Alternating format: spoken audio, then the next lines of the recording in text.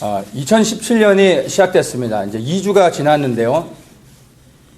새해가 시작되면은 많은 사람들이 이제 새해에 대한 어떤 계획들을 세우게 되죠. 그리고 그 계획들을 세우면서 이제 다른 분들하고도 이제 그 어떤 새로운 비전들, 한 해의 비전들을 나누고 또 묻고 또 들으며 격려하고 우리가 그런 시간들을 나눕니다. 그런데 오늘 우리가 서로를 향해서 어떤 비전들을 묻고 또 격려하고 축복해 주는 것도 좋지만 이 시간만큼은 2017년을 향한 하나님의 마음, 하나님의 계획이 과연 어디에 있을까를 한번 우리가 생각해 봤으면 좋겠습니다. 그래서 오늘 저희가 나누게 되는 것이 2017년도를 향한 하나님의 계획이 무엇인가를 우리가 좀 구체적으로 나누려고 합니다. 게마트리아라고 혹시 여러분들 들어보셨는지 모르겠는데 수비학은 아마 들어보셨을 거예요. 일반적으로 이제 세상에서 세속적인 방법이죠. 숫자를 통해서 어떤 의미들을 해석하는 것이 수비학입니다. 그렇다면 이제 게마트리아는 유대 랍비들이 성경을 해석하는 방법 중에 하나로 사용하는 것입니다. 그러니까 모든 숫자 안에 있는 의미들을 해석하는 게 아니라 특정한 숫자 안에 하나님께서 그분의 계획을 심어 놓으셨어요. 근데 그것을 게마트리아라는 그 방식으로 하나님의 숨겨 놓으신 특별한 그 숫자 안에 의미들을 발견해내는 것입니다. 그것이 게마트리아예요. 그래서 이 게마트리아는 유대인들이 막 만든 게 아니라 성경을 해석하는 여러 가지 원칙들이 있는데 그 중에 한 원칙으로 유대 랍비들이 사용하는 것입니다. 그래서 굉장히 성서적이라는 것을 말씀드립니다. 오늘 이 게마트리아 방식으로 좀 2017년을 향한 하나님의 마음들을 알려고 합니다. 하나님께서 세상을 창조하실 때 창조하신 모든 만물들 안에 그분의 뜻을 계시하셨어요. 그게 로마서 1장 20절에서 말하고 있는 거죠. 그분의 영원하신 능력과 신성이 모든 만물 안에 보여졌다고 말씀하고 있죠. 그래서 어느 누구도 핑계할 수 없다라고 말씀하고 있죠. 또 호세아 3장 7절에 주 여호와께서는 자기의 비밀을 그종 선지자들에게 보이지 아니하고서는 결코 행하심이 없다라고 분명히 말씀하고 있습니다. 그래서 그것들을 보면 하나님께서 일하시는 방식이 먼저 말씀하시고 나서 그 다음에 성취하십니다. 하나님은 꼭 이 방식을 사용하십니다. 그냥 하다가 어떻게 되는 게 아니라 반드시 어떤 계획들을 우리에게 알게 하십니다. 말씀을 하시고 난 후에 그 다음에 그 계획을 성취해 나가십니다. 그것이 성취되어짐으로 인하여 나는 여호와 하나님이다 라고 스스로를 증명하시는 것입니다. 그리고 하나님의 영광을 받으시는 것이죠. 이것이 하나님이 일하시는 방식입니다. 그래서 이 게마트리아를 잘 보면 특정한 숫자 안에 그분의 계획들이 숨겨져 있는 것을 우리가 볼 수 있게 되는 것입니다. 성경에서 가장 중요한 숫자를 이야기한다면 7이라고 말할 수가 있습니다. 하나님께서 천지를 창조하실 때 7일로 창조를 하셨습니다. 6일을 창조하시고 7일째 되는 날 안식하시며 쉬셨다라고 말하고 있습니다. 그 7의 그 안에 담겨져 있는 의미가 6일 동안 세상을 창조하신 게 이 땅에 인류를 향한 하나님의 역사죠. 6일은 6,000년의 역사를 의미하는 것입니다. 이 6,000년의 역사가 이 인류의 역사가 끝마쳐지면 7일째 안식하는 그 7일이 바로 천년왕국, 주님께서 이 땅에 오셔서 통치하시는 그 천년왕국이 되는 것입니다. 그리고 그 안식에 들어가고 숨겨졌던 넘버가 8이죠. 그 8의 넘버는 영원을 상징하는 것입니다. 그 안식이 끝나면 천년왕국의 시대가 끝나고 나면 이제 하나님께서 새하늘과 새 땅을 통해서 영원한 안식으로 들어가게 되는 것입니다. 그것이 이제 7이라는 숫자 안에 담겨져 있는 의미인데 천지를 창조하실 때 7이라는 단어로 창조를 하셨을 뿐만 아니라 유대인들에게 가장 중요하게 주셨던 이제 안식일의 절기뿐만이 아니라 안식일을 기준으로 해가지고 연결해서 이제 주셨던 것이 안식년과 희년입니다. 근데 이것도 다 7이라는 숫자로 들어갑니다. 6년의 그 시간을 보내고 7년째 되는 그 해를 안식년으로 해가지고 땅을 쉬게 하는 것이죠. 그러니까 그게 이제 안식년의 제도고 그 안식년의 그 주기가 7번 돌면 그럼 49년이 되는 거죠. 7번 돌고 나서 그리고 그 다음에 50년 때 되는 때 이제 희년으로 한 번 더 쉬게 하십니다. 그래서 가장 중요한 안식일의 그 사이클과 그 다음에 안식년의 사이클, 또 희년의 사이클이 7일이라는 숫자로 돌아가고 있는 것을 우리가 알 수 있습니다. 근데 절기의 사이클도 7일이라는 것으로 돌아갑니다. 유대인들에게 주신 절기가 7개의 절기죠. 근데 1월부터 해서 7월까지입니다. 8월부터는 의미가 없습니다. 그래서 유대 남자들에게 1년에 3번 반드시 예루살렘에 올라가서 절기를 지키라고 하셨는데 그게 무교절, 오순절, 그 다음에 장막절입니다. 7가지의 절기인데 3개만 올라가라고 하셨어요. 근데 그 3개 안에, 3개의 절기 안에 7절기가 다 들어가 있습니다. 무교절이 6월절이 시작되면서 무교절이 또 시작되는 거예요. 그래서 무교절과 6월절을 나누는 게 아닙니다. 같이 가는 겁니다. 그리고 무교절이 안식일에 시작되거든요. 무교절 다음 날이 초실절입니다. 그날 이제 예수님이 무덤에서 부활하셨죠. 그래서 부활의 첫 열매로서 들려지신 것입니다. 그래서 무교절을 지키면 6월절과 초실절이 다 들어가 있는 거예요. 그리고 초실절로부터 해가지고 7일을 7번을 돌면 49일이 되죠. 그리고 그 다음 날 50일째 되는 날 오순절, 77절이라고 하죠. 이것을 지키게 합니다. 그렇게 해서 이제 봄절기가 끝나는데 다 7일이라는 숫자로 돌아갑니다. 그리고 이따가 이제 7월 1일 나팔이 불려지는 순간 이제 마지막 절기가 시작되는데 그때는 그냥 한 번에 쭉 가는 거예요. 열흘이 지나서 속죄일이 오고 속죄일이 지나고 5일 후에 이제 7일 동안 즐거워하는 장막절에 들어가게 되는 것입니다. 그것이 이제 절기의 끝입니다. 그래서 절기의 사이클도 다 7일이라는 숫자로 하나님께서 계시해 주셨습니다. 그래서 이 절기를 보면 봄절기와 가을절기를 통해서 이제 예수 그리스도의 초림과 재림을 우리가 알 수 있게 되는 것입니다. 봄절기의 모든 사이클을 통해서 예수님께서 정확하게 모든 그 절기를 성취하셨고 예수님께서 초림하신 걸 우리가 지난 과거를 통해서 알 수 있습니다. 그래서 그것을 통해서 이제 가을절기 또한 예수님께서 그 절기의 순서대로 지키신다는 것을 우리가 알고 있고 그 가을절기를 주목하고 있는 것입니다. 근데 이제 이 가을절기는 어떻게 이루어지는지에 대해서는 사실 우리가 이제 장담할 수 없고, 봄절기가 예수님께서 성취하신 다음에 비로소 이 봄절기가 이렇게 돌아가는 거구나라고 알게 된 거지 그 전에 알았던 게 아니거든요. 그래서 가을절기도 봄절기의 패턴을 보면서 우리가 이제 예측은 하지만 가을절기 또한 사실은 어느 정도 우리가 그 시간표는 알 수 있지만 정확한 거는 알 수가 없습니다. 예수님께서 가을절기를 성취하실 때 설명해 주지 않아도 이런 거였구나라고 알게 되는 것입니다. 그래서 우리가 어렴풋이 가을절기가 어떻게 돌아가고 이제 그 시간표가 어떻게 진행되고 있다는 것을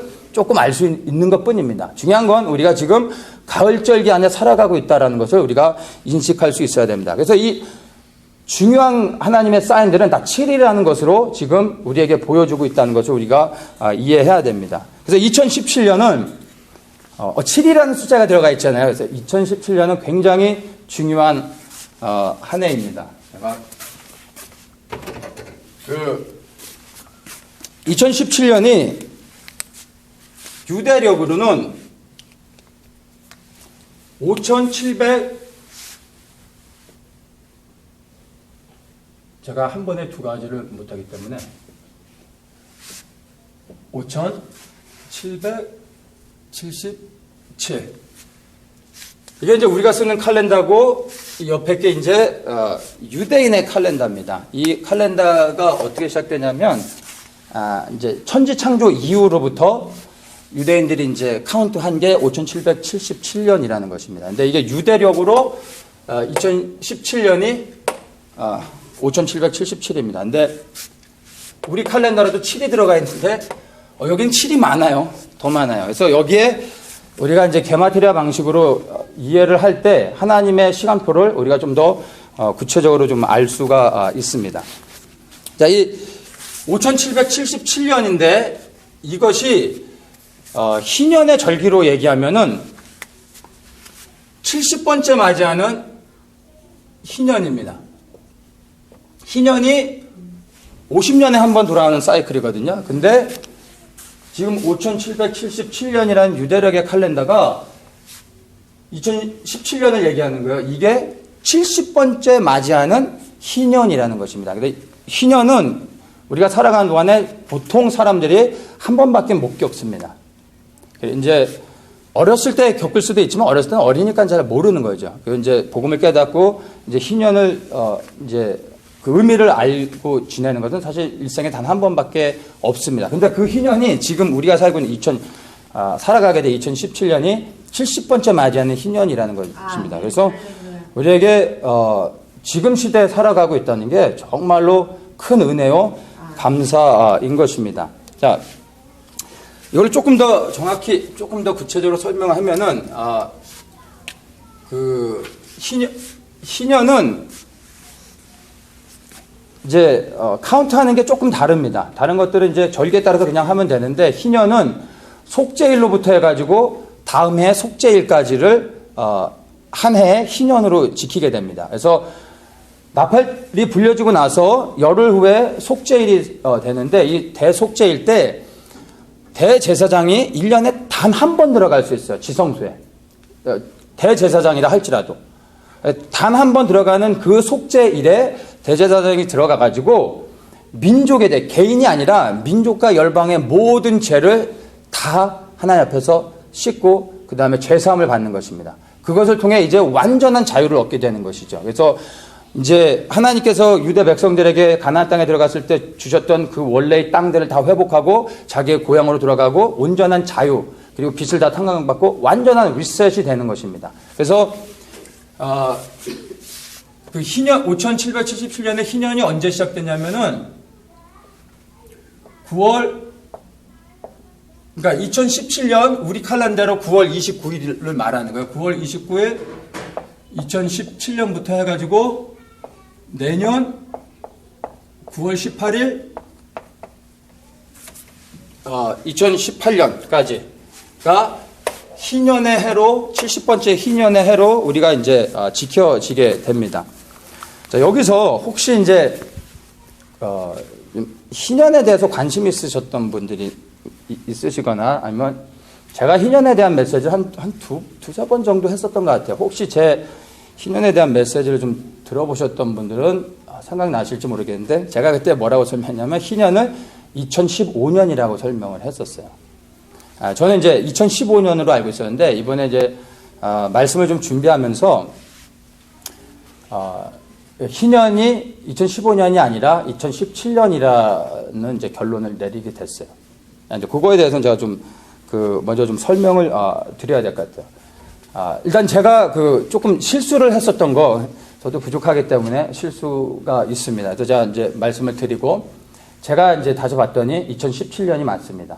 왜냐하면 희년을 카운트하는 게 달라요. 제가 이제 예전에 보고 참조했던 그 희년의 칼렌더들 그 스케줄들을 봤더니 그 희년을 49년의 주기로 카운트를 했더라고요. 근데 희년은 말씀드린 것처럼 50년입니다. 레위기 25장 말씀을 잠깐 보겠습니다. 레위기 25장 어디냐면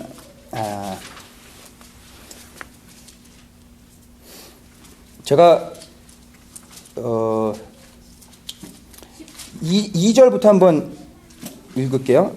이스라엘 자손에게 고하여 이르라 너희는 내가 너에게 주는 땅에 들어간 후에 그 땅으로 여호와 앞에 안식하게 하라. 너는 6년 동안 그 밭에 파종하며 6년 동안 그 포도원을 다스려 그 열매를 거둘 것이냐 7년엔 땅으로 쉬어 안식하게 할지니. 이건 안식년이네요. 자, 9절 8절부터 읽겠습니다. 너는 7 안식년을 계수할지니 이는 7년이 7번인즉 안식년 7번 동안 곧 49년이라.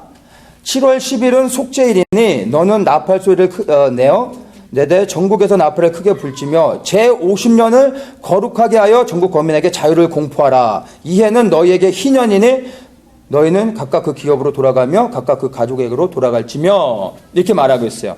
50년째 되는 때가 희년인 것입니다. 7년이 7번 돌아 49년이고 그 다음 50년째가 희년이 되는 거예요. 그래서 희년의 시간표의 카운트는 50년 단위로 하는 게 맞습니다. 근데 제가 참조했었던 것이 49년 주기로 했던 것이에요. 근데 50년을 주기로 해서 그 희년의 칼렌더를 카운트했던 것들을 보면 2017년이 70번째 맞이하는 희년이라고 말합니다. 그럼 여기서 이제 좀 퀘션이 생길 수가 있죠. 49년으로 해서 70년을 오면은 70년이라는 간격이 생기는데 거기는 2015년이라고 하는데 이제 50년씩 카운트했더니 2017년 2년 정도밖에 갭이 없잖아요. 70년 이상 생겨야 되는데 두 가지가 49년으로 카운트하는 것과 50년으로 카운트하는 게 시작하는 시간이 틀려요. 그러니까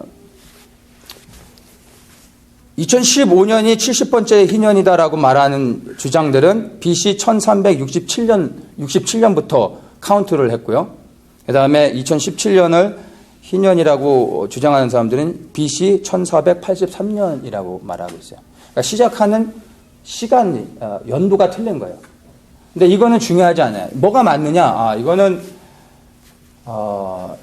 우리가 아무리 막 연구를 해가지고 이게 맞다 저게 맞다 이런 거는 우리가 할 수가 없는 게 유대 랍비들한테 가가지고 내가 연구해봤더니 이게 맞습니다. 그런데 유대 랍비가 누구세요? 이러면 저 코리안인데요. 이러면 저리 가세요. 이렇게 되는 거예요. 유대인은 우리는 태생적으로 유대인이 아니기 때문에 이방인이기 때문에 유대인들이 인정을 안 해줘요. 그래서 우리가 이 마지막 시대에 풀어줘야 될 또 중요한 것들 가운데 유대인들이 풀어줘야 되는 것들이 있어요. 우리는 태생적으로 여기에선 한계가 있어요. 그러니까 그리스도의 복음에 대해서 얘기한다면 우리가 좀 더 유대인들을 가르쳐줘야 되겠지만 절기에 관련된 이런 것들은 우리가 그들의 얘기를 듣고 참조해야 돼요. 근데 이거는 설명이 좀 안 돼요. 그냥 왜 이렇게 되는지는 모르겠지만 BC 1483년으로 카운트를 해서 쭉 가보면은 50년째 카운트했을 때 70번째 희년이 2017년이 되는 겁니다. 근데 이게 맞다고 생각을 합니다. 근데 제가 이제 이따가 좀 더 자세하게 설명을 할 텐데 그것들을 여러분들이 좀 이해할 수 있게 됩니다. 근데 여기에서 여러분들이 좀 참조하시면 이제 좋을 것들이 하나가 있는데요. 희년이라는 것이 어떤 유대 랍비들은 의미가 없다라고 말해요. 그 이유 중에 하나가 AD 70년에 이제 예루살렘이 멸망을 당했습니다. 그때 산헤드린 공회가 완전히 사라졌어요. 여러분 산헤드린 공회라고 들어보셨죠? 성경에서도 많이 언급하고 예수님을 십자가에 못 박은 사람들이 그 사람들인 것입니다. 근데 산헤드린 공회가 우리 나라로 얘기한다면 이제 국회 같은 역할을 하는 거예요. 종교적인 역할뿐만이 아니라 이 사회 전반적인 민사와 형사에 관련된 모든 것까지도 다 관할하고 재판하는 그런 국가 단체라고 보시면 돼요. 거기에 최고 수장이 이제 대제사장이 되는 것입니다. 근데 예루살렘이 멸망을 당하고 이제 전 세계에 흩어지면서 산헤드린 공회는 해산됐습니다. 그리고 지금까지도 이제 이스라엘은 나라가 다시 건국됐지만 산헤드린 공회는 더 이상 존재하지 않습니다. 여러 번의 노력을 통해서 산헤드린 공회를 조직하려고 했는데 유대인들의 특성상 이게 이제 더 이상 회복이 안 되는 거예요. 그래서 산헤드린 공회는 더 이상 존재하지 않습니다. 근데 절기는 산헤드린 공회에서 카운트해가지고 이거다라고 했을 때 이렇게 되는 거거든요. 그들의 전통에 의하면. 그러니까 어떤 유대 랍비들은 희년은 없다. 그건 의미 없는 거다라고 이제 말하는 사람들이 있고 이제 또 한 가지를 이제 얘기하면은 이 레위기 25장에서도 이제 안식년과 희년을 이제 지키라고 했는데 가나안 땅에 들어가서부터 12지파가 이제 하나님이 주신 땅에 거하게 될 때, 안전하게 거하게 될 때 그때부터 이제 희년을 지키라고 얘기를 했어요. 그러니까 조건이 뭐냐면 그 땅에 거해야 되고 12지파가 존재해야 된다라는 거예요. 근데 지금 이스라엘은 회복은 됐지만 유다 사람들이거든요. 유다와 베냐민 지파 사람들인 것뿐이에요. 그러니까 10지파, 북이스라엘의 10지파는 지금 사라져서 사실 존재하지 않고 있는 거죠. 그래서 우리가 유대인들을 이스라엘 사람이라고 얘기하는데 우리가 그 유대인들을 얘기할 때 온전한 12지파의 회복은 아닙니다. 그래서 어떤 유대 랍비들은 12지파가 아직 회복되지 않았기 때문에 희년은 없다라고도 얘기합니다. 근데 그런 것들도 충분히 우리가 공감할 수 있고 이제 받아들일 수 있는 부분이에요. 근데 중요한 거는 우리가 이스라엘 역사를 보면 가나안에 들어가서 12지파가 안전하게 거하게 됐을 때는 희년을 지켰느냐? 뭐 그것도 아니에요. 단 한 번도 안식년을 비롯해 희년을 지킨 적이 없어요, 이 사람들이. 안식일만 철저하게 지켰지 단 한 번도 안식년과 희년을 지킨 적이 없었습니다. 이제 우리가 여기서 중요하게 여기는 거는 희년이 뭐 진짜 뭐 의미가 있는 것이냐 아니면은 뭐 유대인이 말하는 대로 뭐 무시해도 되는 거냐 이런 차원이 아니라 50년의 사이클로 그렇게 카운트를 했을 때 모두가 공감하는 것은 이번에 희년이 70년이라는 것에서는 이견이 없다라는 것입니다. 이제 그것만 우리가 참조하고 그 희년의 사이클로 우리가 이제 이해를 하면 될 것 같습니다. 자, 그래서 이제 이 70번째 희년이라고 말씀을 드렸는데 이 70번째 희년이 숫자로도 굉장히 또 중요합니다. 70이라는 게 7과 10의 도합으로서 70을 이해해야 돼요. 이 7은 우리가 아는 것처럼 완전수죠. 근데 10도 완전수입니다. 성경에서 이제 완전수가 3, 7, 10, 10이에요. 근데 이제 이 두 가지의 완전한 수의 결합이 70인 거예요. 그래서 이번에 70번째 맞이하는 희년이 굉장히 의미가 있는 것입니다. 근데 일반적으로 7과 10이 의미를 다 공유합니다. 똑같은 의미를 가지고 있는데 약간 다른 것이 있어요. 그래서 우리가 그것을 이해하는 게 필요합니다. 이거를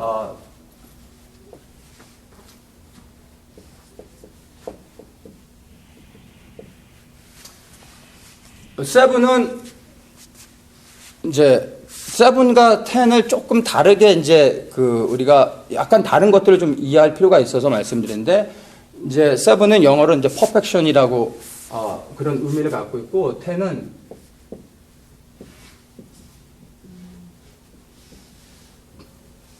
completeness, 10은 completeness라는 의미를 갖고 있어요. 그러니까 일반적으로 똑같은 의미를 갖고 있는데 약간 다른 것을 제가 이제 설명을 드리는 거예요. 퍼펙션과 컴플리트네스는 의미가 달라요. 뭐가 다르냐면, 이제 저 같은 사람이 이제 거울 앞에 딱 서가지고 거울을 딱 보면 이제 나오는 얘기가 완벽해 이렇게 나오죠. 얘기해놓고 저도 참 민망하네요. 그러니까 그 퍼펙션의 의미가 그런 거예요. 뭐를 딱 봤는데 부족함이 없어요. 완벽한 거예요.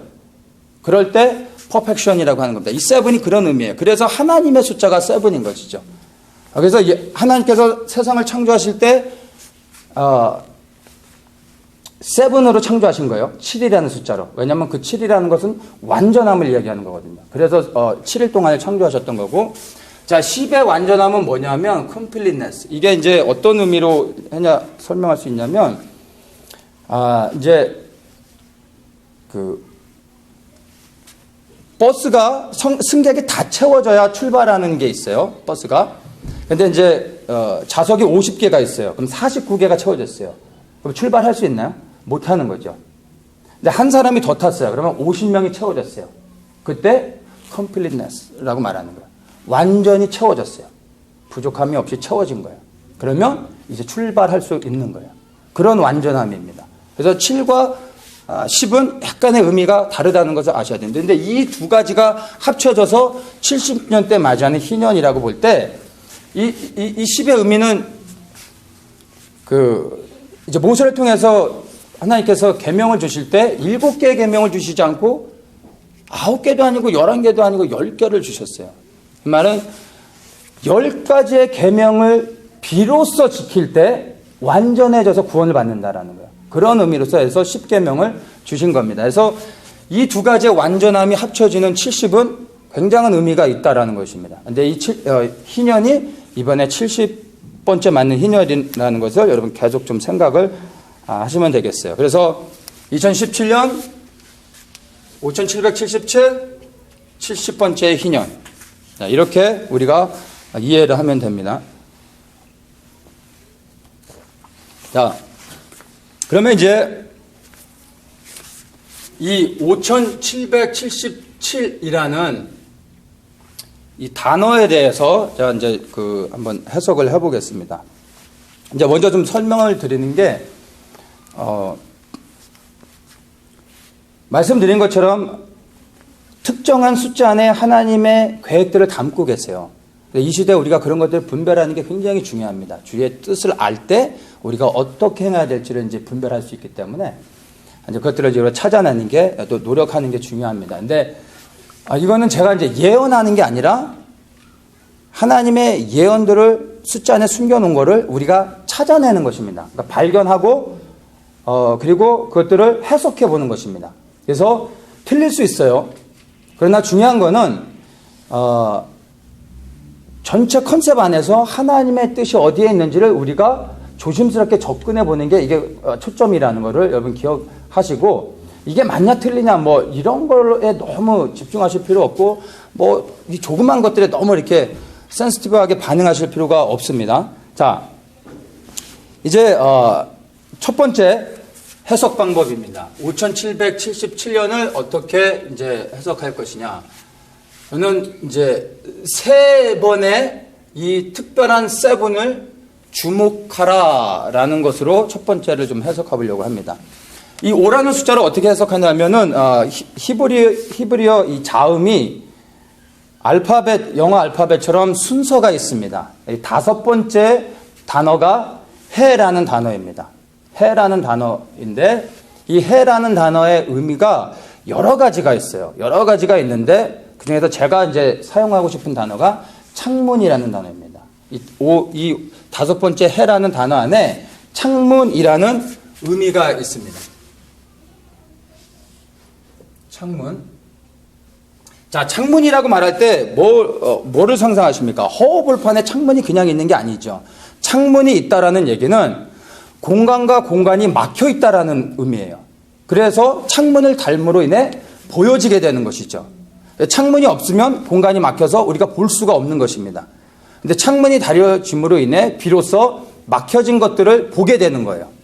그래서 이 창문의 의미를 제가 사용하고, 이 창문이 열려짐으로 인해 달려짐으로 인해서 세 가지의 특별한 그 세븐의 사인들을 우리가 이제 연결해서 볼 수 있다라는 것으로 해석을 한번 해보겠습니다.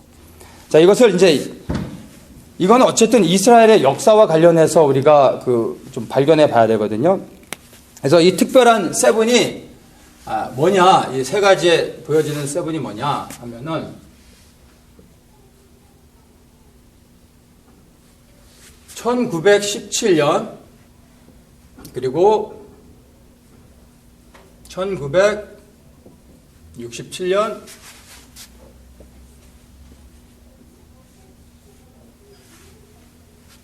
2017년 이제 올해 이 세 가지의 세븐을 우리가 주목해 봐야 됩니다. 왜냐하면 이 연도에 이스라엘과 관련해서 중요한 사건들이 있었습니다. 자, 1917년에 무슨 사건이 있었냐면은 발포어 선언이 있었습니다. 발포어 선언을 들어보신 분들이 있을지 모르겠는데,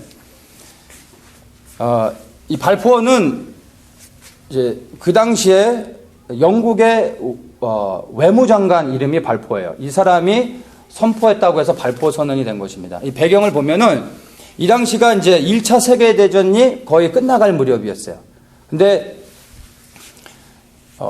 이제 영국을 비롯해서 연합군들이 독일한테 고전하면서 전쟁이 어려운 상황이 됐습니다. 그래서 이제 영국이 이것을 어떻게든 이제 돌파를 이루고 뭔가 이제든 다른 해결책을 찾아야 돼서 생각한 것이 이제 로스차일드에게 부탁을 하게 되는 것입니다. 이제 영국에 살고 있는 로스차일드 가문이 그 당시에 이제 시오니스트가 이제 일어나면서 로스차일드 가문을 중심으로 해서 나라를 건국해야 된다라는 이제 이런 운동들이 일어나기 시작했어요. 그래서 그 당시엔 나라가 없었죠. 그래서 유대인을 대표하는 사람이 로스차일드 가문이었어요. 그래서 로스차일드 가문에게 영국의 외무장관의 자격으로서 편지를 보냅니다. 우리가 유대 국가가 건설되는 것을 도와주겠다라는 선포예요. 그게 발포 선언이에요. 근데 이 편지를 보내게 됨으로 인하여 이 1917년이 이스라엘 역사 가운데서 굉장히 중요한 유대 국가를 재건하는 데 있어서 기초가 되는 해가 되는 것입니다. 굉장히 중요한 것입니다. 그래서 이것으로 인해서 이제 로스차일드가 엄청난 군사 자금을 영국에게 대줍니다. 그래서 영국이 이제 전세를 역전시키게 되고 전 세계에 흩어져 살고 있었던 수많은 유대 청년들이 영국군으로 자원 입대합니다. 나라를 재건해 준다고 하니까. 그래서 어느 정도로 많이 모였냐면 나중에는 유대 청년들만 모아가지고 이제 군대를 조직해서 싸울 수 있을 만큼 수만 명의 군인들이 참전해가지고 이제 영국을 도와주게 됩니다. 그래서 1918년에 전쟁이 끝나고 연합군이 이제 승리하게 되죠. 그래서 이 발포 선언이 있었습니다. 이것을 어떻게 이해해야 되냐면 유대 국가 건설의 기초가 된 날로 기억을 하시면 됩니다. 이 7이 굉장히 중요한 의미가 같고요. 자, 여기에서 이제 1967년 몇 년이 더해졌죠? 50년이 더해지는 거예요, 정확하게. 그러니까 한 번에 희년의 사이클이 건너가게 되는 것입니다. 그리고 1967년에 뭐가 있었냐면은 6.1 전쟁이 있었습니다. 이제 아랍 연맹들이 기습적으로 이제 이스라엘을 공격해 와서 이게 이제 제2차 중동 전쟁인가 그렇죠? 이 전쟁으로 인해서 무슨 일이 있었냐면은 이스라엘이 예루살렘을 회복합니다.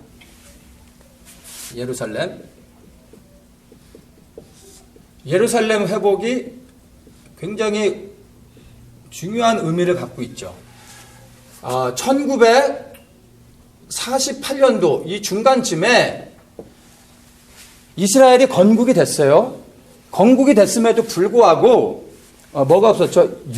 예루살렘이 이스라엘에게 포함되지 않았었어요. 그러니까 유대인들에게 있어서 나라를 건국하는 것도 중요하지만 예루살렘이 없는 나라는 유대인들에게 아무런 의미가 없는 거예요. 사람은 멀쩡했는데 심장이 없는 거나 마찬가지죠. 그래서 예루살렘이 없는 이스라엘은 아무런 의미가 없는 거예요.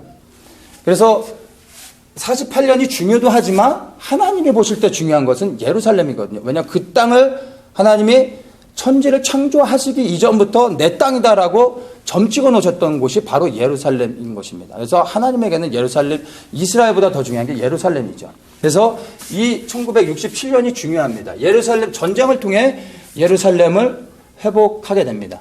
이게 67년에 일어난 일입니다. 그리고 이제 정확하게 50년이 지나서 2017년이 왔어요. 근데 여기에서 이제 뭐가 있냐? 생각이 없어요. I don't know. 모르는 거야. 그런데 이 두 가지의 패턴을 통해서 우리가 조금 뭔가를 예측은 할 수 있다라는 거예요. 말씀드렸죠? 1917년 발포 선언이 1차 세계대전 당시에 일어난 선언이에요. 전쟁이 없었으면 영국의 외무장관이 로스차일드한테 나라를 재건해 주겠다는 약속을 할 필요가 없었던 거예요. 전쟁 상황 가운데 발포 선언을 하게 된 것입니다. 그리고 이제 2차 세계대전을 이제 또 겪게 되죠. 2차 세계대전을 겪고 난 후에 유대인들이 2차 세계대전에서 가장 많은 피해를 입게 되죠. 그래서 이제 전 세계 사람들이 유대인들을 국률하게 여기게 된 거예요. 이 사람들 위해 나라를 재건해줘야 되겠다 해가지고 2차 세계대전 후에 1948년도에 이제 유엔에 합의하에 이제 나라가 재건되게 됐습니다. 그리고 1967년에 무슨 일이 일어나요? 아랍군들이 이제 쳐들어온 거예요. 이스라엘이 공격해서 땅을 빼앗은 게 아니라 그들이 공격해 와서 어쩔 수 없이 싸우게 된 거예요. 그래서 싸움에서 이겨서 예루살렘을 회복하게 됐다라는 것이죠. 48년도에 이스라엘이 건국이 됐지만 그 당시에는 동예루살렘은 이제 이스라엘에 속했고 서예루살렘은 요르단에 속해 있었어요. 그래서 어느 누구도 그 예루살렘에 들어가지 않았습니다. 그러니까 어느 누구의 소유도 아니었던 거예요.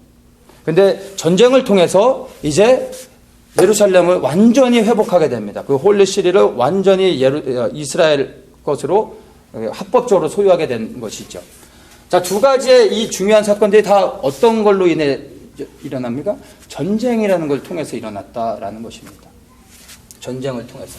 그러면 2017년 5777년 70번째 맞이하는 우리가 살아가고 있는 이 때도 이스라엘과 관련해서 중요한 역사적인 사건이 일어날 수 있다는 것을 이 패턴을 통해서, 이 세 가지의 패턴을 통해서 창문이 열려짐으로 인해서 이것이 연결되어져서 이제 보일 수 있다는 거예요. 그래서 2017년에 전쟁을 통해 이스라엘에 어떠한 일들이 일어날 수 있다는 것입니다. 지금 아브라함과 하나님께서 언약하셨던 그 약속들, 땅에 대한 약속이거든요. 그리고 이사야에서 계속 선포했던 예언의 말씀들, 그리스도의 재림 말고 또 다른 예언들이 뭐냐면 땅의 회복인 거예요. 근데 그 모든 것들이 지금 어디까지냐면, 지금 현존하는 나라들을 기준으로 해서 동서로 얘기하면 하나님께서 약속하셨던 땅이 이제 이집트부터 해가지고 저기 이란의 어느 부분까지도 들어가는 거예요. 동서로 이야기하면. 근데 지금 아시지만 굉장히 내로하게 이스라엘이 조그맣죠. 근데 하나님이 약속하신 땅은 굉장히 넓어요. 이것이 완전한 이스라엘의 소유로 들어오게 될지, 아니면 이스라엘의 주권이 허용되는 어떤 영향력 안에 들어가게 되는 건지는 모르지만, 중요한 거는 그들의 영토는 확장된다는 것입니다. 근데 그런 일이 어떻게 일어나요? 아랍 국가들이 어떻게 하면 이스라엘을 없애버릴까 하고 있는데 그들이 땅을 주겠습니까? 아니죠. 전쟁을 통한 방법 외에는 없다라는 것입니다. 근데 그 전쟁이 지금 이 패턴을 볼 때 이제 일어날 수 있다라는 것을 우리가 이것을 통해 볼 수 있는 것입니다. 이것이 이제 제가 첫 번째로 한번 이렇게 그 연결해서 보는 포인트고요. 여기까지는 이해되시죠? 이렇게. 그러면 두 번째. 그럼 이 전쟁이 예상이 되어지는 거예요. 2017년이. 그렇다면 과연 어떤 전쟁들인가에 대해서 우리가 한번 생각을 해보는 겁니다. 5777이라는 숫자로 우리가 지금 이제 2017년에 전쟁이 예상되어지는데 그 전쟁들이 무엇인지를 한번 보겠습니다. 제가 말씀드린 것처럼 히브리어의 5번째 글자 해라는 단어가 여러 가지 의미가 있는데 제가 창문이라는 의미를 좀 사용했고요. 이번에는 다른 의미로 좀 사용해 보려고 그래요.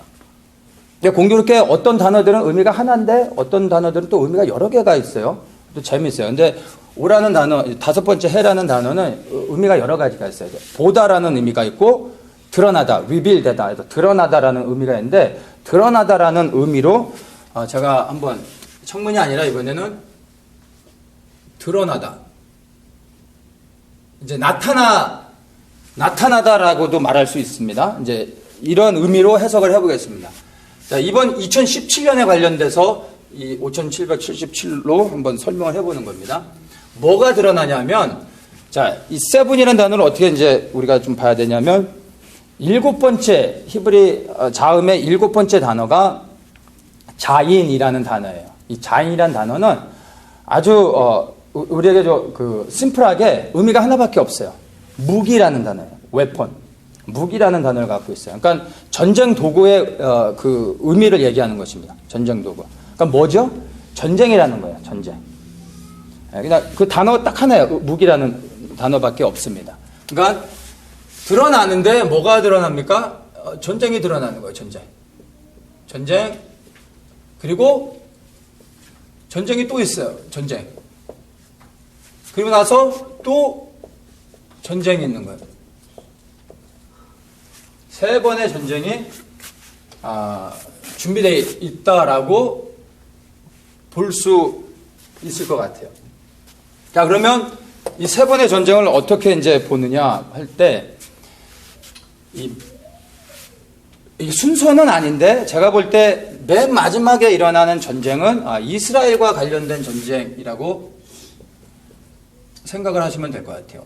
이스라엘과 관련된 전쟁이 마지막으로 일어나고, 이제 두 번째 전쟁은 무엇이냐라고 했을 때, 제가 볼 때 이게 그러니까 월드워 3 세계 3차 대전으로 또 볼 수도 있겠고, 그거는 저 정확하게는 모르겠어요. 근데 저는 말씀드리고 싶은 게 동북아시아 전쟁이라고 이렇게 좀 한번 해석을 하고 싶어요. 그러니까 인류 역사 가운데 많은 전쟁이 있었지만 크게 1차 세계대전과 2차 세계대전, 세계대전으로 설명을 하죠. 1차 세계대전과 2차 세계대전이 다 유대인데 이스라엘과 연관이 있었던 거를 잠깐 봤지만 이해할 수 있죠. 1차 세계대전은 유럽 안에서만 일어났습니다. 이 지역을 보면 유럽에서만 일어난 전쟁이고, 2차 세계대전은 1차 세계대전을 일으켰던 그 사람들이 똑같이 일으켰고, 대부분의 그 2차 세계대전도 우리는 흔히 유럽으로 이해를 하고 있지만 사실 더욱더 확장되어져 가지고 아시아까지 연결된 거를 알 수 있어요. 일본이 이렇게 사고를 치는 바람에 아시아까지, 그래서 우리나라까지도 피해를 입고 중국까지 갖게 됐죠. 2차 세계대전은 주무대는 유럽이었지만 아시아를 포함합니다. 그리고 그러면 이제 1차 세계대전과 2차 세계대전, 이제 한번 세계 지도를 머리에 그려보시고 이렇게 확장되는 걸 보세요. 1차 세계대전은 유럽이었어요.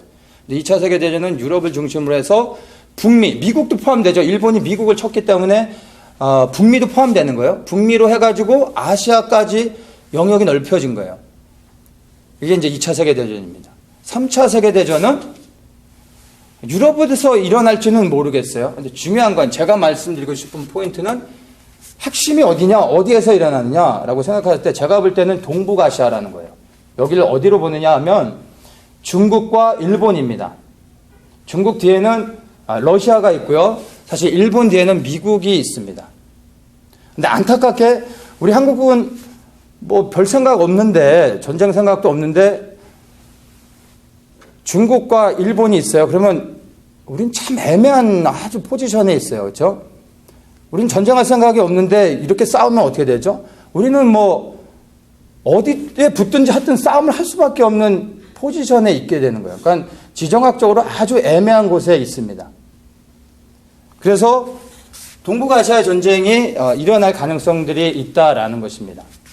그래서 좀 더 크게 확장을 시키면 제가 볼 때는 베트남하고 필리핀, 그리고 대만 뭐 이런 데들도 포함시킬 수 있을 것 같아요. 근데 그 뒤에는 중국, 러시아와 이제 미국까지도 사실은 포함되어 있다라는 것으로 우리가 생각을 해야 돼요. 제가 사실은 그러니까 지난달에 그 한국의 지금 위기 상황들을 보면서 불임전 메시지를 통해서 이것을 우리가 어떻게 영적으로 해석하고 또 우리가 어떻게 기도하며 나갈 것인가를 나눴습니다. 그리고 사실 감사한 거는 이렇게 지금 한국이 많이 깨어나고 또 이렇게 연합하고 또 기도의 자리로 나아가는 어떤 그런 일들이 있는 것을 보면서 좀 감사한데, 이제부터는 사실 더 중요한 본질의 문제로 넘어가야 되거든요.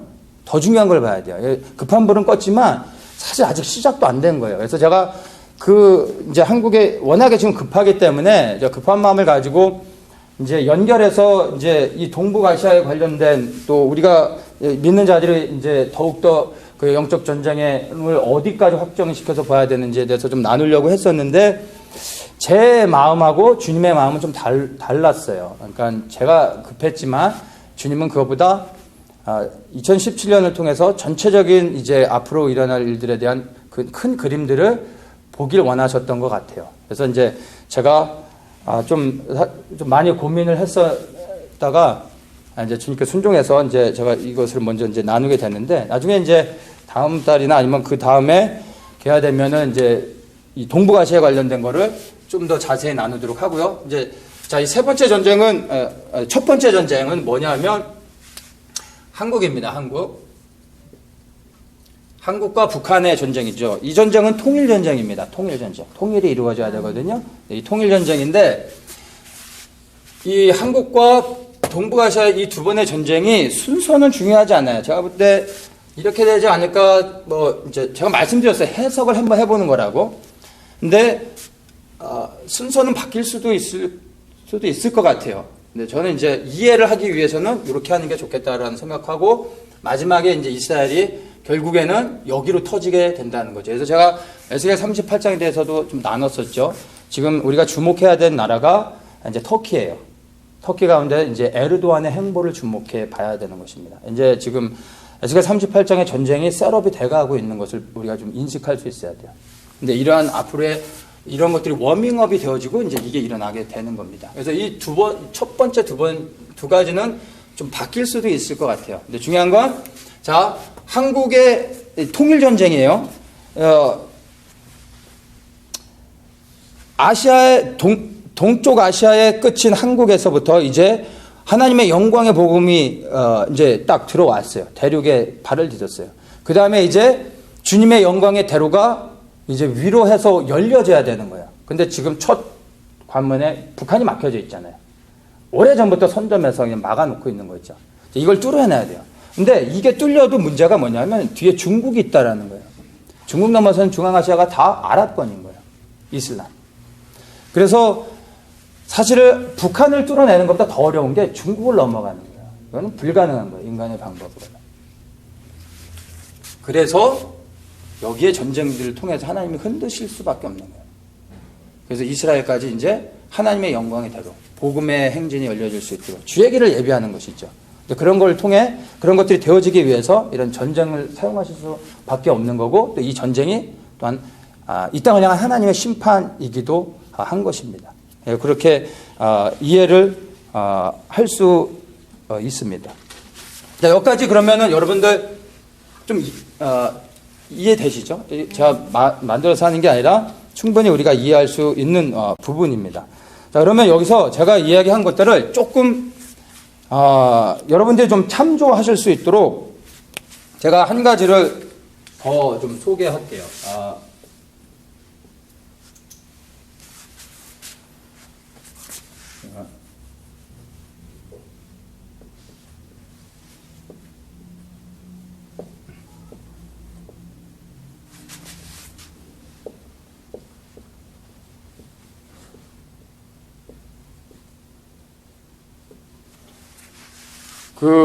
주다 벤 사무엘 프로펫이라고 해서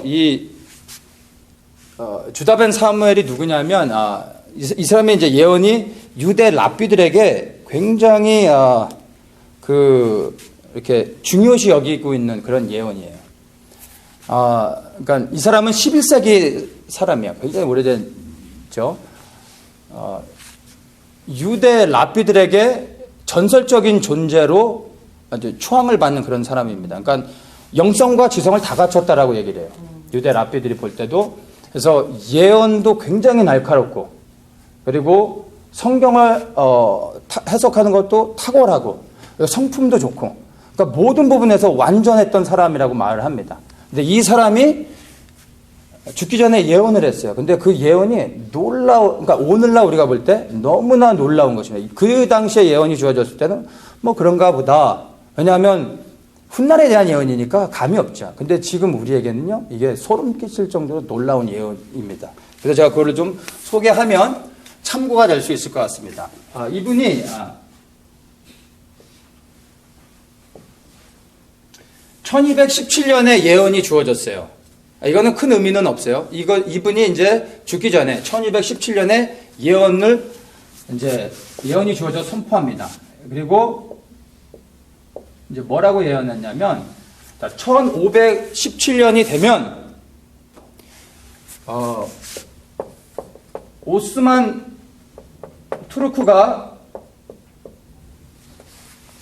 예루살렘을 지배하게 될 것이다 라고 예언을 했어요.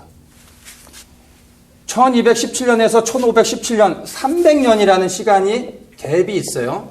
근데 300년 후에 1517년에 오스만 투르크가 예루살렘을 지배하게 될 것이다 라고 예언을 했어요.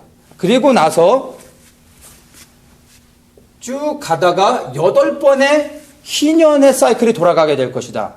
그 8번의 희년의 사이클이 돌아가고 난 후에 오스만 투르크는 무너지고 예루살렘은 어느 누구도 소유하지 않게 될 것이다 라고 했어요. 자, 8번의 희년이 사이클이 돌아가면 몇 년이죠? 계산이 400년이라는 시간이 지나가죠. 그러면은 1900 맞습니까? 17. 죄송합니다. 제가 말씀드렸잖아요. 저 숫자가 지금도 저 막 긴장하고 있어요. 이 숫자가 너무 힘들어요. 자, 400을 더했더니 1917이죠. 죄송합니다. 자, 400년이 지나왔어요. 우리가 봤죠? 1917년에 무슨 일이 있었어요? 발포화 선언을 통해서 발포화 선언이 있었는데 이 당시에 영국의 알렌비 장군이 이제 영국을 주축으로 해서 연합군들이 예루살렘이 터키 쿠르드 쪽에게 터키 그 당시에 오스만 투르크 제국이죠. 1차 세계대전에 독일과 한편으로 해서 전쟁을 일으킨 나라예요. 근데 그 당시에 이제 오스만 투르크 제국이 예루살렘을 소유하고 있었는데 알렌비 장군이 이끄는 연합군이 들어가서 1917년에 예루살렘을 장악을 하게 됩니다. 그래서 이때 이제 장악을 하고 이제 오스만 투르크 제국은 1918년에 이제 무너지게 되는 것이죠. 그래서 8번째 희년이 되면 예루살렘은 어느 누구도 소유하지 않는다라고 얘기했어요. 그리고 나서 한 번의 희년이 지나가게 될 것이다 라고 했어요. 한 번의 희년이 지나가면 67년이죠. 우리가 여기서 봤지만 1917년부터 1967년까지는 무슨 일이 있었냐면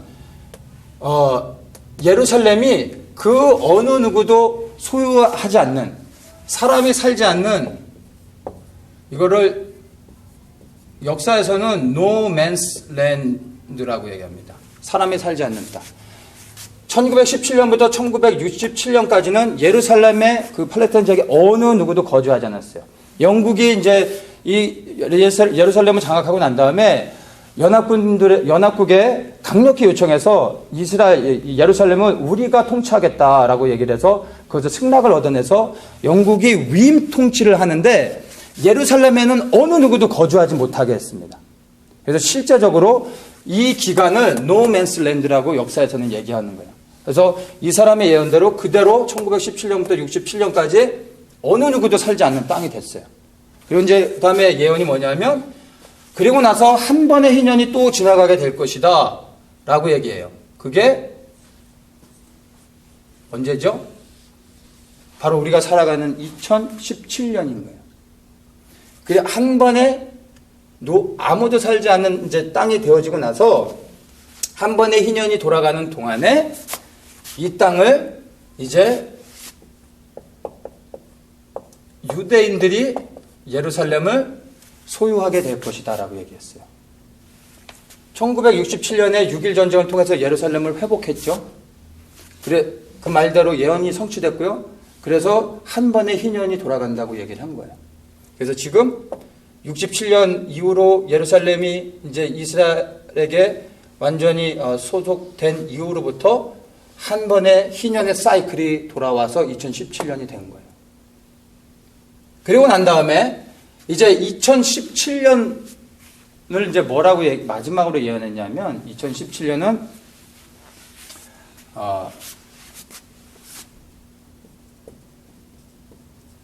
메시아의 마지막 때가 시작되어진다라고 얘기를 했어요. The beginning of the Messianic end time 이라고 얘기를 했어요. 메시아의 마지막 때의 시간이 이제 시작되어지는 게 2017년이다 라고 여기까지 예언을 한 거예요. 자, 여기서 우리가 중요시 좀 봐야 될 게 있어요. 이분의 예언이 그냥 쿨하네 라고 그냥 하고 넘어갈 내용이 아닌 게, 자, 1517년부터 보면요. 여기는 이제 의미가 없고요. 8번의 희년의 사이클이 돌아갑니다. 한 번의 희년의 사이클이 돌아갑니다. 또 한 번의 희년의 사이클이 돌아갑니다. 10번의 희년이에요. 정확하게. 이 연도들이, 그러니까 랜덤리 뭐 숫자들이 막 짬뽕되는 게 아니라 정확하게 희년의 사이클로 이렇게 2017년까지 왔다라는 거예요. 놀랍죠, 이게. 이거는 역사의 기록을 통해서 유대 랍비들의 예언을 적으면 그들은 다 보관을 하고 있거든요. 이건 그들이 2017년에 예언이 주어져 가지고 보관하고 있는 것들이에요. 유대 랍비들에게는 굉장히 중요한 예언으로 이 사람들이 보고 있는 것입니다. 근데 놀랍죠. 이때 예언이 주어졌는데 희년의 사이클로 얘기를 했고 정확하게 이것들이 이루어지고 왔어요. 마지막 예언이 메시아의 마지막 때가 시작되어지는 거다라고 얘기를 했단 말이에요. 자, 8번의 희년, 하나의 희년, 몇 개예요? 10개의 희년이에요. 10개 뭐라고 말씀드렸죠? 9개가 아니라, 11개가 아니라, 10개의 희년이 합쳐진 거예요. 뭐죠? 2017년이 되어짐으로 인해서, 열이라는 숫자의 의미가 뭐라고 그랬어요? 10개가 채워짐으로 인해서 비로소 완전해지는 거예요. 그러니까 2017년이 되어짐으로 인해 2017년 9월 29일부터 해서 내년 9월 18일까지가 70번째 맞이하는 희년인 거예요. 이게 이 사람이 예언한 것으로는 10번째 희년이 되는 거예요. 이 2017년이 되어짐으로 인해서 이제 하나님의 예언의 말씀이 완전히 성취되어지는 해로 시작되어진다라고 우리가 이해를 할 수가 있다라는 것입니다. 근데 놀랍죠. 이 예언들이 지금 우리가 앞에서 봤던 것하고도 정확하게 맞아들어가고 5777년이라는 것을 우리가 해석할 때도 무리가 없이 다 이게 보여진다라는 것입니다. 자, 여기까지 이제 다들 이해하셨을 거라고 생각을 하고요. 자, 이제는 그렇다면 우리가 살아가는 이제 5777년 유대력의 이 시간표가 메시아의 엔타임이 시작되는 것으로 예언을 통해서도 우리가 해석을 통해서도 무리 없이 받아들일 수가 있는 게 됐습니다. 그렇다면 이제 우리에게 주님께서 주시는 메시지가 무엇인지를 우리가 발견해 보아야 됩니다. 2017년을 이제 우리는 그러면 어떻게 적용하고 어떻게 해석하며 어떻게 준비할 것인가. 이게 더 중요한 거예요.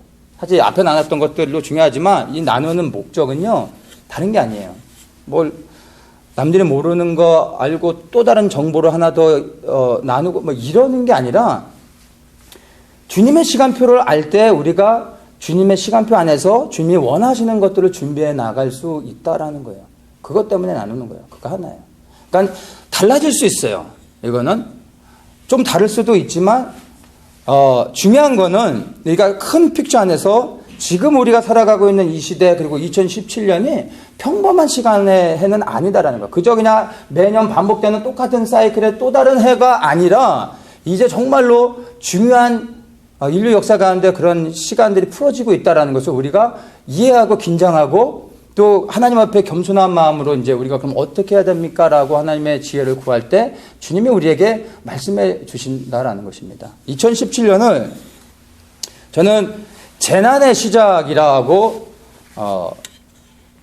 지금 나눴던 것과 연관해서 말씀을 좀 나누고 싶습니다. 우리 마태복음 24장을 한번 같이 보도록 하겠습니다. 마태복음 24장은 복음서의 계시록이라고 말합니다. 흔히들. 그 24장 안에 주님의 어떤 이 마지막 때를 향한 그 하나님의 계획들을 자세하게 짧지만 아주 중요한 것들을 설명해 주고 계십니다. 제자들이 이제 묻는 거예요. 감난산에서 이제 제자들이 이렇게 묻습니다. 3절에 어느 때에 이런 일이 있겠사하며 주의 임하심과 세상 끝에는 무슨 징조가 있사오리까. 이 마지막 때의 징조에 대해서 예수님의 재림에 대한 징조, 그 사인이 뭡니까? 라고 묻고 있어요. 그때 이제 예수님께서 하시는 말씀이 6절에 난리와 난리의 소문을 듣게 될 것이다. 이렇게 말하고 있어요. 이 난리와 난리의 소문이 뭐냐면, 이제 영어 버전에서 보면은 이거를, rumor of war라고 말해요. 그러니까 전쟁을 얘기하고 있는 거예요. 전쟁.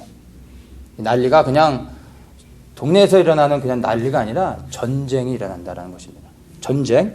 그리고 7절에 민족이 민족을 나라가 나라를 대적하여 일어나겠고 첫째의 기근과 지진이 있으리니 이 모든 것이 재난의 시작이다라고 말했어요. 그러니까 재난이 끝났다가 아니라 진짜 재난이 시작되어지는 게 바로 2017년이라고 저는 보고 여러분들에게 나누는 것입니다. 근데 이 재난의 시작을 뭐라고 하냐면은 이제 ESV에서 보면 The beginning of the birth pain 이라고 말해요. 그러니까 단순히 어떤 그 무서운 사고들, 전쟁들이 아니라 이거를 해산의 고통으로 영어 성경에서는 이제 설명해 주고 있습니다. 근데 이게 더 우리가 받아들일 수 있는 좋은 그 해석입니다.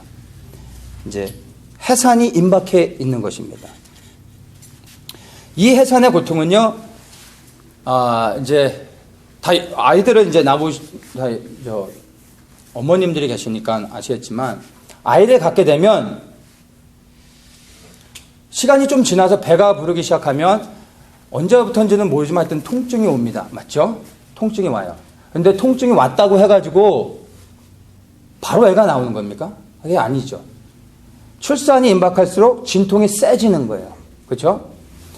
제가 이제 애를 둘을 낳았는데 물론 뭐 제가 낳은 건 아니고 이제 제 아내가 낳았습니다만 이제 부부는 하나니까 이제 이제 미국은 아시지만 애 낳을 때 이제 병원에 갔는데 막 이제 애가 나오는 상황이 아니면 돌려보내잖아요.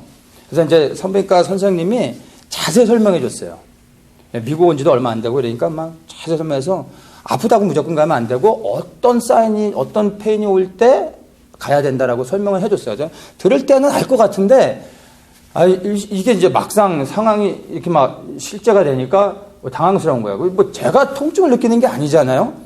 아내가 이제 막 아프다고 막 가야 되겠다 해서 좀 더 참아보라고 아프다고 가는 게 아니잖냐고 했더니 막 짜증내면서 가야 된대요. 그래서 뭐 가야 된다는데 제가 방법이 없잖아요. 그래서 갔어요. 아니나 다를까 가가지고 검사를 받는데 웃으면서 가래요. 그래서 농담하는 줄 알았어요. 아니 보라고 막 비명 지르고 이러고 있는데 했더니 아직 안 나온다고 가라 그러더라고요. 그래서 쫓겨왔어요. 정말로. 그래가지고 이제 아내도 좀 미안했죠. 그래서 그다음에 며칠이 좀 지나가지고 아내가 이제 통증을 다시 느끼는데 막 그 센 진통들이 많이 있었어요. 근데 이제는 한번 이제 그 퇴짜를 맞았으니까 아내도 이제 긴장하면서 막 이거를 막 이제 연구하는 거야. 이게 진짜인가 아닌가? 애가 나오려고 한 통증인가 아닌가? 막 분별해가지고 여러 번의 아주 센 이 통증들이 있었는데 아내가 그거를 다 이제 분별하면서 스킵하더라고요. 근데 어느 날 뭐 굉장히 아파하는데 막 끙끙거리면서 뭐 이렇게 주섬주섬 뭐 짐을 싸요. 그래서 왜 그러냐 했더니 가야 된대요, 병원에. 이거 진짜냐고 그랬더니 이제 알겠다. 이 애가 나올 때 진통이 다르대요. 이게 뭔지 알겠다는 거야. 그래서 이제 그래. 그래서 저도 뭐 감이 오더라고요. 저도 감이 와요. 그래가지고 이제 병원에 갔더니 진짜로 검사를 하고 바로 병실로 올려보내고 의사 선생님이 와가지고 애를 낳았어요. 두 번째 애를 낳을 때는 경험이 있으니까 이제 아무리 진통이 세도 이게 애가 나오기 위한 진통인지 다 분별을 하는 거예요. 그리고 한 번에 가서 올라가서 두 번째는 그냥 바로 났어요. 이게 경험이 되어지니까 이제 진통들을 분별할 수 있게 되는 것이죠. 이게 똑같은 거예요. 지금 이 재난이 시작되어졌다는 이 말씀이요. 아이를 가져서 이제 아이가 뱃속에 생기고 난 이후로부터 갖는 통증들을 얘기하는 게 아니라 아이가 이제 막 나오려고 할 때 느껴지는 그 진통이 있으시잖아요. 전 애기도 안 낳았으면서 한 10명은 난 것처럼 설명해서 참 죄송합니다. 근데 다 어머님들이시니까 아실 수 있잖아요. 다르잖아요. 그렇죠? 근데 그거예요. 지금의 우리가 살아가고 있는 2017년이 이제 그 정말 해산 바로 직전에 그 진통이라는 거예요. 그걸 느낄 수 있으셔야 돼요. 영적으로 분별하면서 우리가 그거를 분별해낼 수 있어야 된다는 거예요. 통증이 세다고 애가 나오는 게 아니라 애가 나오는 통증은 다르다는 거죠. 지금 우리가 살아가고 있는 이 시대가 아직 시간이 있어요. 그렇다고 그 시간이 있다는 걸 오해하시면 안 돼요. 애가 나오는 진통이 느껴졌을 때 어떻게 해야 돼요? 하던 모든 일을 접고 병원에 가야 돼요. 보던 드라마 다 보고 가겠다고 하던 일 하고 이러면 안 되죠. 모든 일을 접어야 돼요. 맞죠? 모든 일을 다 접고 병원에 가야 돼요. 애가 나올 사인이 왔는데도 가만히 있으면 안 되잖아요. 마찬가지로 지금 해산이 임박해 있어요. 무슨 해산이죠? 아이가 나오는 게 아니라 하나님의 나라가 이 땅에 해산되어지는 거예요. 하나님의 나라가 이 땅에 임하는 그 진통이 이제 2017년으로부터 시작되어진다라는 거예요. 이거를 우리가 느낄 수 있어야 된다는 거예요. 그러면 그것을 느끼는 순간 우리는 무엇을 해야 되겠습니까? 하던 일 그대로 하며 살아갈 때가 아니라는 거예요. 그래서 통증을 느끼는 순간 분별이 된다면 우리는 이제 삶을 돌이켜야 되는 것입니다.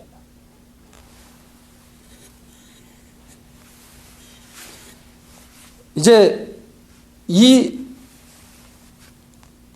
해산 바로 직전에 오는 이 진통이 2017년을 통해서 이제 시작되어질 때 우리가 그러면 어떻게 준비되어야 하는지, 주님께서 우리에게 무엇을 원하시는지에 대해서 이제 우리가 정말 진지하게 귀를 기울여야 될 때가 됐습니다. 예수님이 오신 이후로부터 마지막 때는 사실 시작이 되어졌어요. 그러나 수많은 진통들이 있었지만 해산은 되지 않았어요. 그래서 많은 사람들이 오해하는 거예요. 옛날에도 마지막 때였어. 우리 아버지도 할아버지도 옛날 사람들도 사도 바울도 다 마지막 때라 그랬어. 그러나 아직 아니었다. 얘기하죠. 근데 그때는 아이를 처음 가졌을 때 시작되는 그런 진통이었던 거예요. 해산 바로 직전의 진통이 아니었던 거예요. 예수님이 이 땅에 오셔서 사역을 시작하시는 순간 하나님의 나라가 가까이 왔다라고 말씀하셨어요. 이제 출산의 과정이 시작되었다라는 거예요. 그러나 지금 우리가 살고 있는 이 시대는 이제 해산이 임박해 있는 때라는 것으로 우리가 분별을 해야 된다라는 것입니다. 바로 이러한 때에 우리가 어떻게 준비되어야 될지를 제가 기도할 때 주님께서 주셨던 마음은 여러 가지가 있을 수 있겠지만 제게 주님 무엇을 나눠야 됩니까? 라고 했을 때 주님께서 주셨던 감동은 에녹이었어요. 에녹을 생각나게 해주셨어요. 제가 에녹의 메시지를 나누고 말씀을 마무리 짓도록 하겠습니다. 우리 창세기 5장을 한번 보도록 하겠습니다.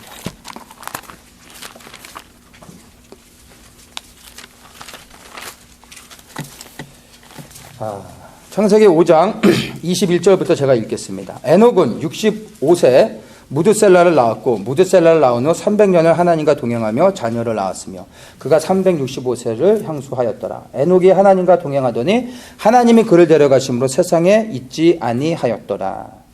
우리가 성경에 에녹이라는 인물은 너무나 잘 알고 있습니다. 죽음을 보지 않고 승천한 사람이에요.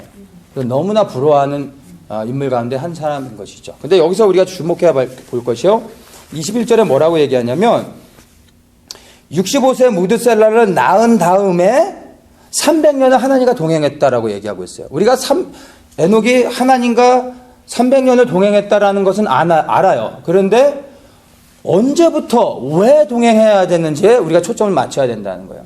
65세 때까지는 하나님과 동행하지 않았어요. 그렇죠? 65세 무드셀라를 낳은 이후로부터 하나님과 동행을 했다라고 말하고 있어요. 그전에는 65년 동안은 그냥 평범한 사람으로 살아갔다라는 거예요. 하나님과 동행하지 않았어요. 근데 65세 무드셀라를 낳을 이 시점에 뭔가 이 사람의 삶에 변화가 있었던 거예요. 이 변화가 그로 하여금 평범하게 살던 그 방식을 버리고 하나님과 동행하는 삶을 살게 됐다라는 거예요. 우리가 그거를 주목하고 그것을 찾아야 되는 것입니다. 무엇이 그를 이렇게 하나님과 동행하게 했는가? 이 하나님과 동행했다는 것을 무드셀라를 이제 히브리어에서는 조금 다르게, 믿음으로 설명할 때 조금 다르게 설명합니다.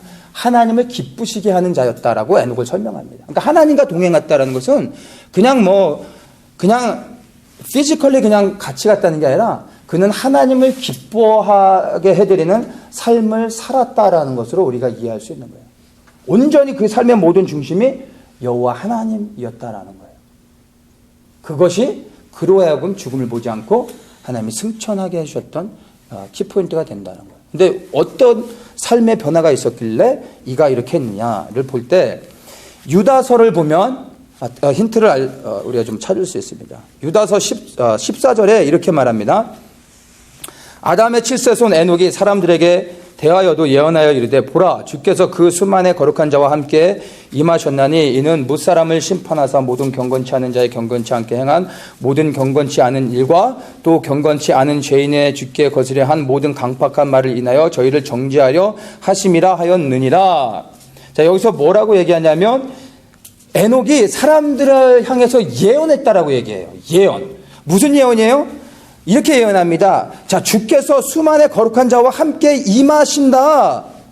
이분이 뭐 사람을 심판하사 경건치 않은 모든 자의 경건치 않은 이렇게 쭉 하면서 정죄하신다라고 말하고요. 심판을 선포하고 있는 거예요. 그 예언이 다른 내용이 아니라 주님이 오시면 이제 세상을 심판하게 될 것이다라고 이 사람이 예언했어요. 그리고 선포하며 사람들에게 경고했다라는 거예요. 그러니까 이 에녹의 삶이 65세 이후로는 예언을 선포하며 사람들에게 세상의 멸망과 심판을 선포하며 살았던 거예요. 근데 이 메시지를 통해서 알 수 있는 게 뭐냐면 정확하게는 알 수 없지만 뭔가 하나님으로부터의 계시를 받은 거예요. 환상을 본 거예요. 이 환상을 본 걸 말하고 있는 거예요. 하나님이 이에게 말씀하신 거예요. 세상에 심판이 임한다라는 거예요. 세상을 심판하실 거라는 것을. 그래서 그가 65세에 무드셀라를 낳았습니다. 이름을 무드셀라라고 했는데 창세기 아담부터 해가지고 노아 홍수 때까지의 노아까지의 그 족보들을 10사람의 이름들을 이렇게 의미를 보면 그 10사람의 이름은 특별히 하나님이 의도적으로 정하셨어요. 그 나중에 이제 기회 되면 그것들 말씀을 좀 나누겠습니다. 자, 근데 무드셀라라는 이름을 그 의미를 보면요.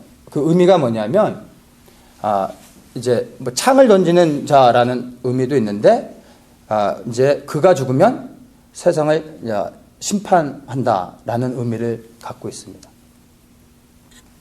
그가 죽으면 세상에 심판이 온다. 그래서 무드셀라라는 이제 그 아이를 낳고 무드셀라라고 이름을 지은 다음에 이 에녹이 삶을 돌이켜서 이제 하나님과 동행하면서 세상을 향해서 하나님의 그 예언의 말씀, 심판의 경고를 하면서 살았던 거예요. 그리고 아시지만 무드셀라가 성경에서 인류 역사 가운데 가장 장수한 사람이에요. 969세를 살았어요. 이 성경 인물의 연대기를 보면 에녹이 죽는 그 해, 969세에 노아가 600세 되는 날이고, 노아의 그 이제 방주로 들어가고 홍수가 나서 세상이 심판한 똑같은 해입니다. 그러니까 무드셀라가 죽을 때 세상에 심판이 임한다고 했는데 정말 무드셀라가 죽은 다음에 노아가 방주에 들어가고 세상에 심판을 당한 것입니다. 말씀 그대로 이루어졌습니다. 그러니까 에녹은 하나님의 예언의 말씀을 듣고 환상을 보았을 때 이것을 경홀히 여기지 않았다라는 거예요. 두려운 마음을 가지고 에이 설마 그러겠어. 무슨 세상에 어떻게 심판을 당해. 라고 그가 경홀히 여기고 그 예언의 말씀들을 무시했다면 그 또한 노아의 홍수 심판 가운데 죽음을 당할 수밖에 없었던 사람인 거예요. 그런데 그는 그 예언의 말씀 환상을 정말 두려운 마음 가운데 하나님이 주시는 말씀으로 받았던 거예요. 그렇게 되는 순간 즉시로 삶을 돌이켜 하나님을 기쁘시게 하는 삶을 살며 하나님과 항상 동행하며 이 세상의 심판을 경고하며 그렇게 거룩하게 구별된 삶을 살아갔더니 300년 후에 하나님이 그를 취하여 가셨던 것입니다. 하나님이 기뻐하셨기 때문에. 에녹은 참 지혜로운 자였다라는 것을 우리가 인식해야 됩니다. 제가 말씀을 이제 나눴어요. 여러분들 이것을 어떻게 받아들이고 여러분들 이것을 어떻게 적용하는지는 이제 여러분들의 손에 넘어가는 것입니다. 여러분들에게 어떤 두려운 이야기를 하기 위해서 이런 것들 나누는 게 아닙니다. 말 그대로 우리에게 주어진 이 예언의 말씀들이 해석되어지고 이것이 정말 우리에게 주시는 하나님의 은혜의 말씀으로 경고의 사인으로 우리가 받을 수 있다면, 그래서 에녹과 같이 2017년 이제 이때가 바로 이제 하나님의 나라가 이 땅에 임하는 그 출산이 임박해 있는 시간이 이제 정말 시작되어졌다는 그 경고를 우리가 받는다라면 우리가 어떻게 해야 되겠습니까? 우리에게 은혜가 되는 거예요. 즉시로 우리의 삶을 이젠 돌이켜 우리가 에녹과 같이 살아야 되는 거예요. 우리의 삶을 돌이켜봐야 돼요. 내가 지금 이렇게 살아도 괜찮은 것인지, 정말 주님이 오실 때 내가 심판받지 않을 수 있는지, 그러니까 정말 두려운 마음으로 그저 그렇게 그냥 예배드리고 기도도 하니까 뭐 이 정도면 됐지가 아니라 정말 진지하게 우리의 삶을 돌아봐야 된다는 거예요. 내 기준이 아니라 성경 말씀의 하나님의 기준으로 내 스스로를 찔러봐야 돼요. 그래서 조금의 하자가 부족함이 보일 때 두려운 마음을 가지고 하나님 앞에 무릎 꿇으며 회개하며 매일의 삶 속을 하나님 앞에 말씀으로 점검해야 된다는 거예요. 근데 그렇게 할 수 있다면 이 말씀이 믿어지고 2017년이 정말 이제 하나님의 마지막 시간이 이제 시작되어지는 것을 안다고 우리가 그것을 깨달아진다면 정말 이게 우리에게는요, 저주가 아니라, 두렵게 하는 것이 아니라 구원의 메시지요, 하나님의 은혜가 될 수 있다라는 것입니다. 우리가 분명히 이해해야 될 것은요, 너무나 많은 사람들이 예수님을 생각할 때 구원자로서 우리를 위해 십자가에 못 박혀 죽으신 분으로만 생각한다는 거예요. 그 이상을 나가지를 않아요. 성경은 말하고 있어요. 왜 성경이 말하는 데까지 나가지 않습니까? 그분은 우리를 구원하러 오셨어요. 구원하셨습니다. 그러나 다시 오실 그리스도는 구원자로 오시지 않아요. 심판자로 오시는 거예요. 그 심판의 기준에 합당하지 않으면 모든 사람들이 예외 없이 불의 심판을 받아 영원한 불못에 던져져서 다시는 기회가 없다라는 것입니다. 육신을 입고 살아가고 있는 바로 지금 이 순간이 우리가 회개하고 하나님께 돌이켜 나아가 이제 구원을 받을 수 있는 시간이라는 것입니다. 다시 오실 주님이 심판자라는 것이 믿어진다면 여러분 그냥 은혜가 아니에요. 그분을 두려워할 수 있어야 돼요. 그분이 두려워지면 감히 어떻게 하나님 앞에 죄를 지을 수가 있겠어요. 죄를 짓다가도 너무 두려운 나머지 죄를 회개하면서 하나님 앞에 다시 용서를 구하며 회개하며 이제 다시 삶을 돌이켜 하나님을 쫓아가게 되는 것입니다. 심판자인 예수 그리스도를 이제 기억해야 되는 것입니다. 바로 지금이 그렇게 삶을 돌이켜 에녹과 같이 나가야 되는 그런 시즌에 우리가 들어서 살고 있다는 것을 여러분 인식하시기 바랍니다. 그리고 바로 오늘 우리가 나눴던 이 말씀을 통해 정말로 오늘 이 순간 이후로부터 에녹과 같이 하나님과 즉시로 동행하며 구별된 삶을 사시는 그런 은혜가 여기 모인 모든 분들에게 있기를 예수님의 이름으로 축복합니다.